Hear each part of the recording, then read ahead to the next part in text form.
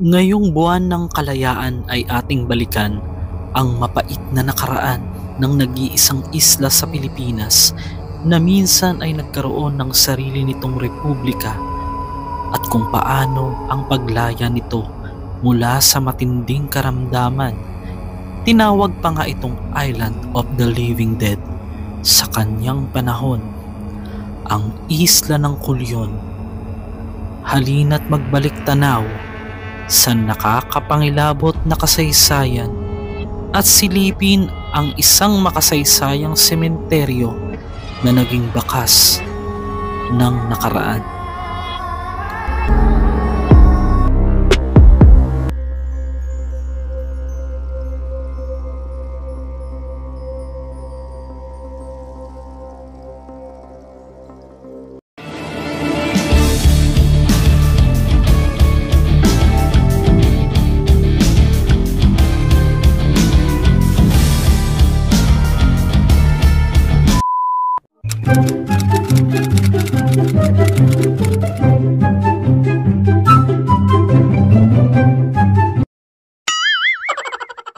Pagkatapos ng nakaraang gala natin sa Coron, Palawan, mula rito naman sa kanilang port ay aabot ng 45 hanggang 1 oras ang biyahe depende sa alon.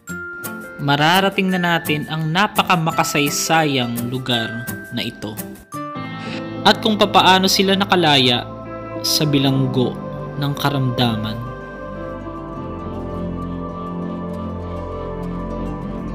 A few moments later.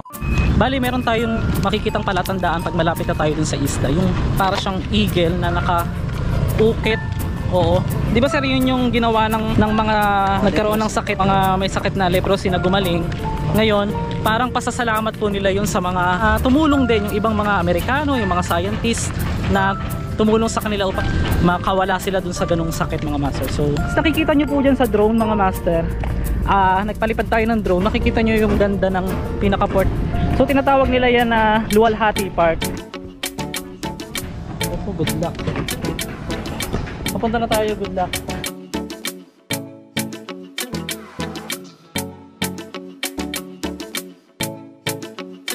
So, mga master, touching down, nandito na po tayo sa isla ng Culion na ito yung isa sa ibinukod na isla sa Pilipinas. Oh, so yan nakikita ninyo. Maya magpapalipad tayo ng drone para makita natin yung pinakakabuuan ng isla. Maiikot mo nga daw ito sa loob ng 2 oras kung lalakarin mo or basta kung iikutin mo. Ikaw na bahala kung anong klaseng paraan ng pag-tour mo sa isla na ito, mga master. Master, pababa pa lang ako ng yung mismo ang ganda ng tubig, ang linis. Ito siya.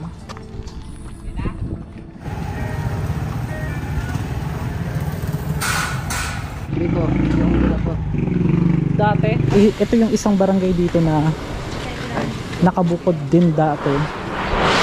Ito yung tinatawag na Balala, kasi dito yung part na walang mga ketong, tapos dito naman yung meron sa kabila. So iikutin na po natin siya. So ito yung tourism office nila, mga master, dito po sa harap po port ng Culion. So nagpaalam tayo sa drone at saka po sa yung sa sementeryo, mapuntahan din po. So itong pinaka-arc na ito, mga master, yung nakikita po ninyo na yan, dito po nahahati mula rito sa nilalakaran po na ito, tapos dito sa kabilang side naman na ito, dito po yung mga may leprosy before, and dito yung wala.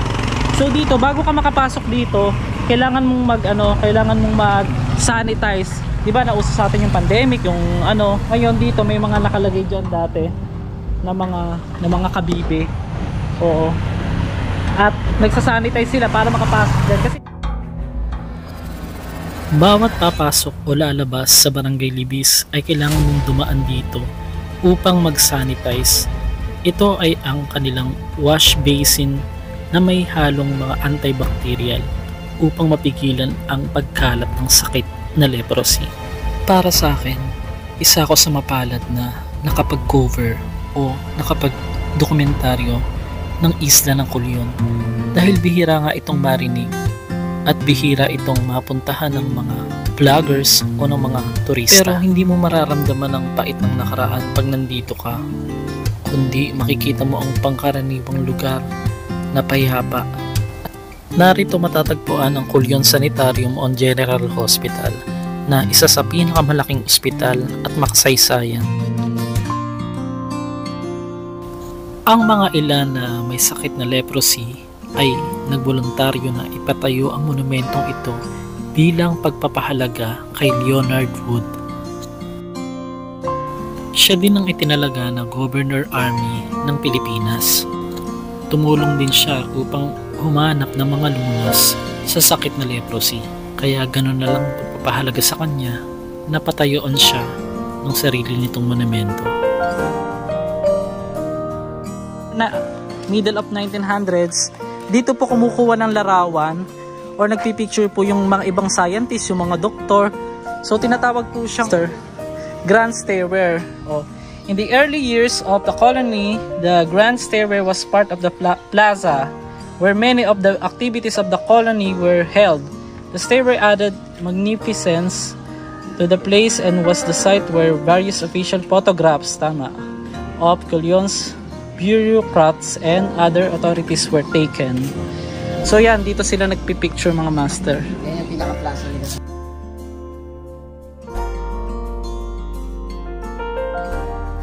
Tapos yung mga master, yung mga bahay doon na ito, yan yung mga nasa paligid. Yan po yung mga dating hindi pa sila na-renovate. Sila yung may mga sakit, oo. Nung part na yun. Ito original pa, sir? Yan, original. Original pa yun. Yan, meron ditong may basketball court dito. So ito mga master, yung pinaka-kitchen nila dati, oo. Tapos, halos 100 mahigit na taon naging bihag po ng sakit. Bilanggo ng sakit itong Culion. Maliliit pa kami, pumipila kami dyan. Kuha kami dyan pagkain. Yung maliliit pa kayo sir, dito na kayo pumipila, no? Para kumuha ng pagkain. Umaga, early in the morning, kaling araw, maglagay ka na ng marker mo para pagbigay ng subsistence. Oo. Mauna ka. Opo.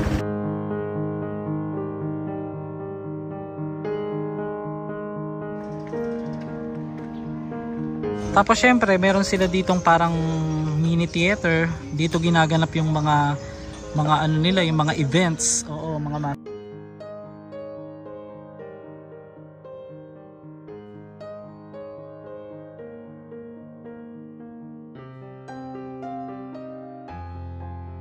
master, nandito na po tayo sa loob ng museum. Buti naka-aircon kayo.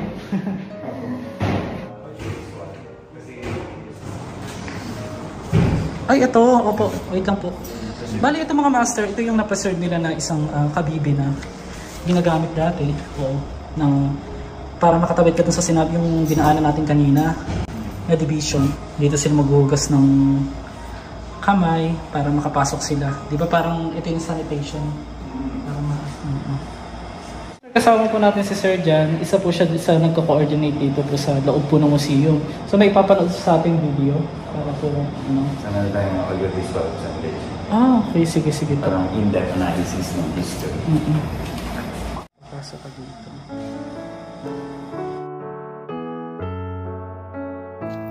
Ang Hansen's disease o kilala bilang sakit na leprosy o ketong ay isang impeksyon na dulot ng mabagal na paglaki ng bakterya na tinatawag na Mycobacterium leprae. Maaari itong makaapekto sa mga ugat, balat, mata at lining ng ilong. Sa maagang pagsusuri at paggamot, ang sakit na ito ay maaaring gumaling. Ang mga malalang pasyente ay nakakaranas ng mga ganitong itsura at nauupod ang kanilang laman o ang kanilang mukha na para ding unti-unting nalulusaw. Ang unang naitalang pinagmula ng ketong o leprosy sa Pilipinas ay ang panahon ng paggalugad ng mga Espanyol sa Pilipinas noong ika-16 na siglo. Ang mga Pransiskanong praile ay nagtatag ng isang silungan para sa pangangalaga ng mga may ketong malapit sa kanilang monasteryo sa Maynila, kung saan matatagpuan ng ospital na San Juan de Dios. Like me, my husband is Olympus, but he loves you also.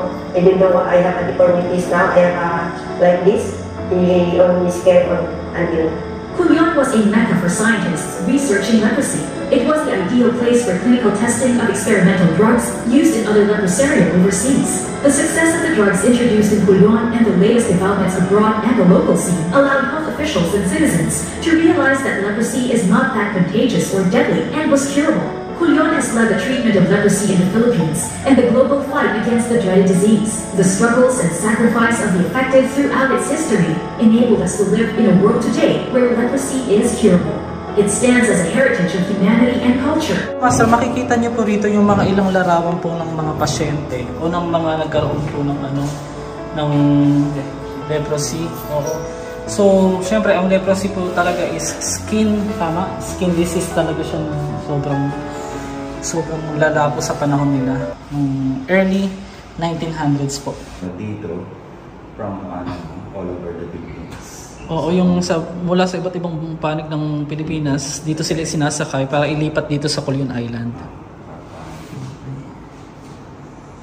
Ano naman po ito? Ito yung mga nakuha na lugar, tama po? O yung mga Language. Tawag sa leprosy. So ito po yung mga nakatalang sir, tama? Ito yung nila, logbook from 1906 to 1908. Ito yung pinaka-logbook nila mismo. Ang ganda ng mga sulat, 19 ano po? 1906 Hanggang 1908. lahat po ng nakatala ng mga pasyente ito. Then ito 1908 to 1912. 1908 to 1912. Ito naman 1906 to 1908. Original yan. Opo, original. Buti pa na-preserve, Mga ibang katawagan sa mga leprosy, oo. Kung babanggitin po sa iba't ibang dialect from the part of the Philippines. So, pagka po banda dito sa Cuyuni, Palawan. oo. Lepra, tapos dito naman Lazaro. Tapos dito naman sa banda rito. Tapos People. buod sa waray. Buod ang tawag mo. Sanla sa Sanda. Akala ko po yung camera lang pwedeng isang charot. Ano pala? Pangalan din pala ng yun. Sir, di ba from Island of the Living Dead, naging Island of Hope na siya. So, kailan po siya tinawag na Island of Hope? Actually, na-open na tayo as local government. Kasi yung na di ba sarado tayo, walang papasok, walang lalabas. So, nung papalit tayo ng LGU, kasi colony tayo noon, may sarili tayong gobyerno. Opo. Ang isa sa condition kasi is zero case natin na wala na magiging lepers. Magiging LGU ka lang kung zero case mo siya. So yun yung hope natin na mawawala na. And isa din na mawawala siya ay mapapagaling, magagamot na natin siya. Actually yung leprosy hindi naman siya totally na-eradicate. Nandiyan siya pa rin, pero curable siya. So yun yung greatest legacy din ang kulit. Tapos tanong ko lang sir, di ba ito pong dating tinawag na Island of the Living Dead, which is itong Culion. Anong taon po siya? 2006 po ba? Tama po ba? Naging po siya ng World Health Organization? Na-declare siya na ang leprosy ay curable na 2006. So 100 years, from 1906 to 2006. Oo, 100 years. Para kita na nagagamot na. Gawin mo mga masok, tapos ikaw pa upo-upo ka lang dyan, hindi mo alam yung mga charot lang. At least nagkaroon po tayo ng mga idea ngayon. Thank you po Sir John. At kasama din natin si Sir Jack, yung isa sa ating nag-tour dito sa atin na bangkayro natin, pero kita mo, dual purpose. Naging tour guide din. So, yun nga po mga masters. Papakita ko po sa inyo dito yung iba pa pong part na mayroon ding ginamit na mga gamot. Tama? Sa second, Ang sakit na ketong o leprosy ay ang isa sa pinakamatandang sakit sa sangkatauhan. Sa katunayan nga, ito ay binabanggit pa sa Biblia. Pero, parte tayo ng history kung papaano nabuo ang gamot sa sakit na ito. Kaya ang dating tinawag na Island of the Living Dead, ngayon ay tinawag ng Island of Hope.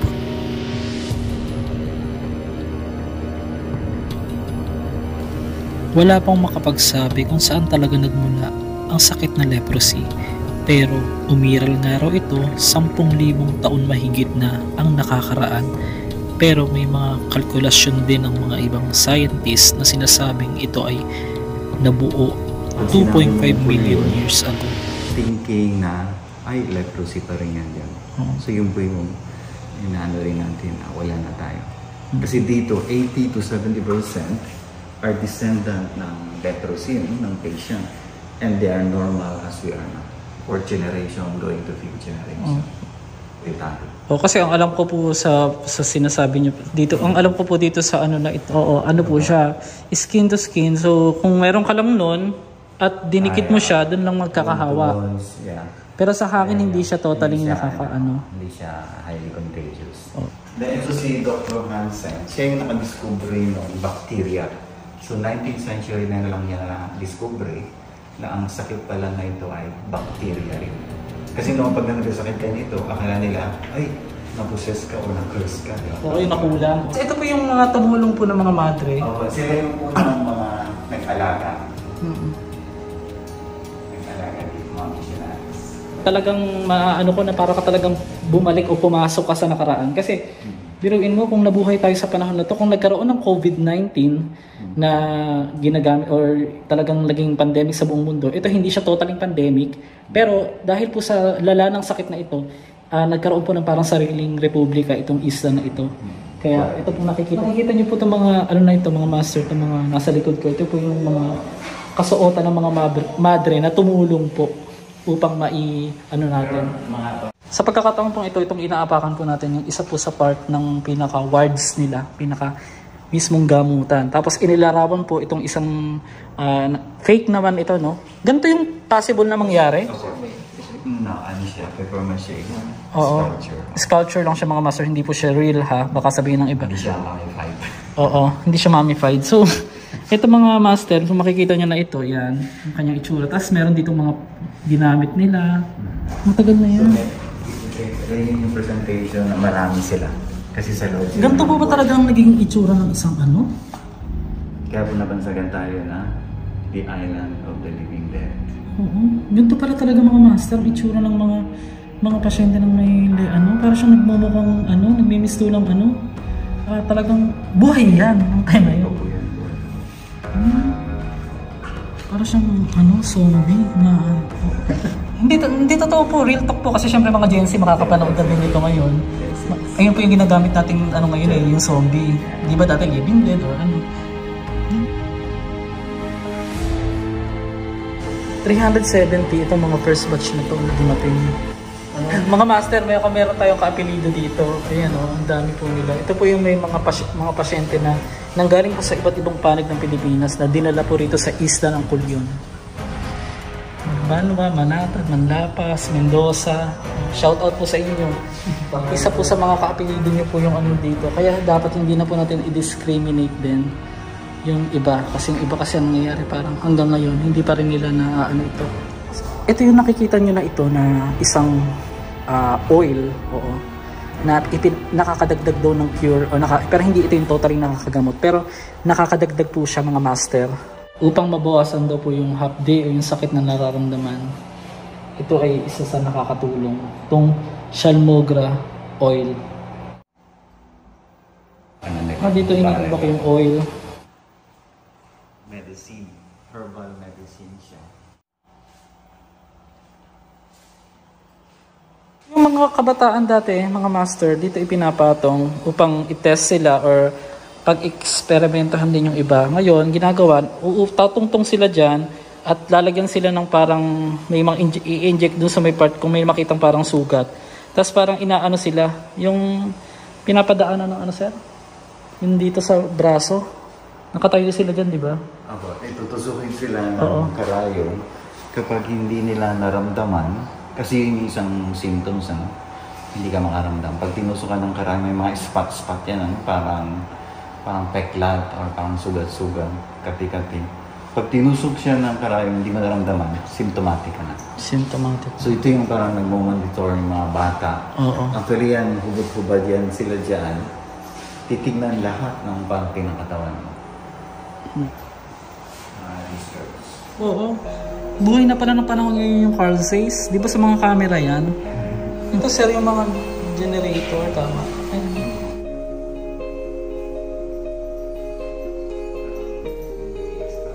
So mga master, isa ito sa yung nakita nating oil kanina from India, isa ito sa naging effect.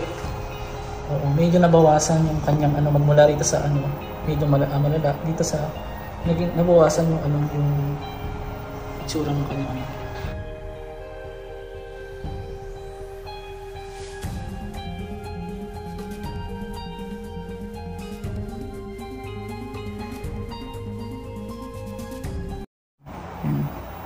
Ito si Dr. Casimiro Lara, isang napakagaling din na doktor na ng panahon po ng ng leprosy dito po sa Culion. Sa video, namatay sila dahil naputol yung supply ng pagkain sa gamot.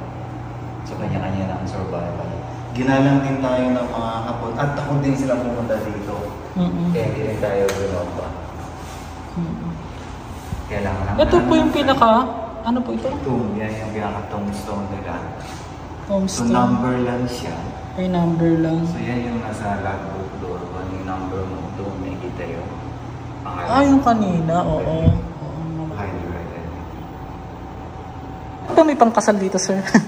In-emphasize yung pinayagan na sila na magpakasal. Ah! Kasi dito naman bawal mag-asawa. Bawal mag-asawa before. Kasi yung hawa sa mga Oo.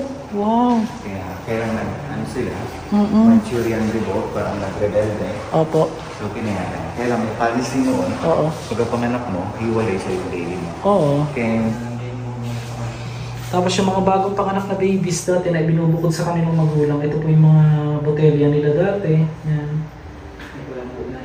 May mga kulambo na rin pala. May policy nga sila na pwede ka mag-asawa, kaya lang ibubukod yung iiwanan yung anak mo sa kanila. Ito na sa part na to mga master, ito na po yung isa sa yung funeral. Oo. Na record. Record ng mga namatay. Ano mga master, yung pupuntahan nating sementeryo niya lamang. Napakarami po ng namatay din ng mga biktima din po ng ketong. Oo. Ng leprosy. Tapos, yan.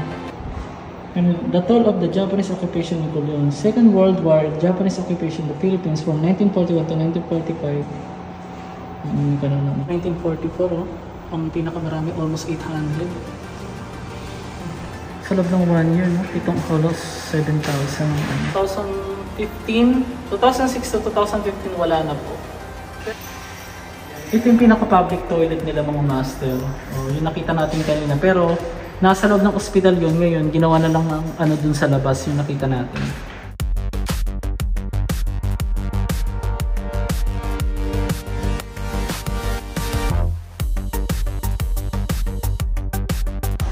Nung panahon din nila ng mga leprosy, mga master, ay nakakaboto pa rin sila. So, gumamit po sila nito. So, dito yung mga record, mga master, ng mga pinag-aaralan, ng mga experiment din upang ma-cure po yung mga sakit. Ngayon, ito ay ino-autopsy yung iba para makita kung ano ba talaga yung mga sakit. Mga master, sa tulong po ng mga dalubhasa at sa pagtutulong-tulong din ng mga doktor, ito na po yung pinakagamot na naka-cure dito po sa Pilipinas. Dito na-discover. Dito nila ginawa. Ito yung mga multiple drug therapy na sinasabi na pagsasama-samahin mo silang inumin para nga talaga ma-clear ka dun sa sakit na yun.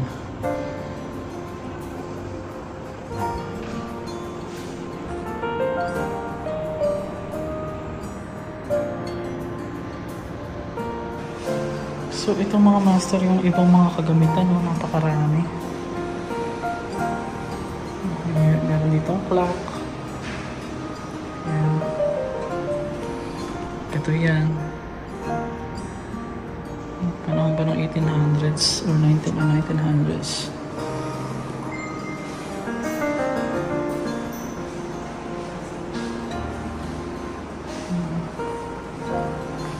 Ito yung mga ginamit na ibang camera, yung panahon na yun,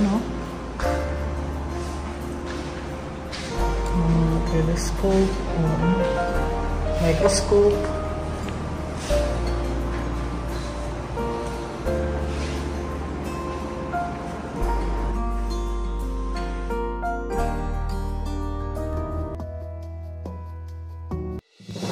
Ang islang sariling atin na nawala o naibukod sa kasaysayan ay isa na lamang mapait na nakaraan, pero patuloy na bumangon at nakamit ang kanilang kalayaan na mula sa kakilakilabot na karamdaman ay hindi na kailanman katatakutan, kundi dapat pa ring pahalagahan ang kasaysayan na kailanman ay napakalaking ambag sa ating hitik na yaman ng nakaraan.